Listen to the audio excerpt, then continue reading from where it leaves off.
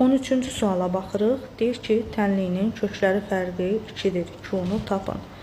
Q bərabərdir sual. Tənliyin kökləri fərqi, yəni x1 çıx x2 bərabərdir 2-yə.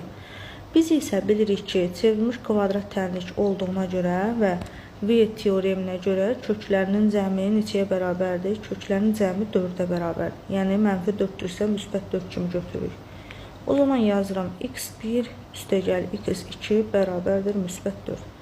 Burada mən sistem tənliyi alıram və sistem tənliyi kimi həll edirəm, tərəf-tərəfə toplayıram. Onda bunlar sıfıra gedəcək, x2-lər. 2 dənə x1 olacaq, 2x1 bərabər 2 ilə 4 olur 6. x1-i tapıram 3. x1 3-dürsə, mən ikinci tənlikdən x2-ni tapa bilərəm. x2-ni ikinci tənlikdən tapa bilərəm. O zaman olacaq x2 bərabərdir 4 çıx 3, o da bərabərdir 1. x2-ni aldım 1. Və bizdən nə istəyir? Q-nu istəyir. Biz Viet teoreminə görə bilirik ki, Q bərabərdir x1 vurulsun x2-yə.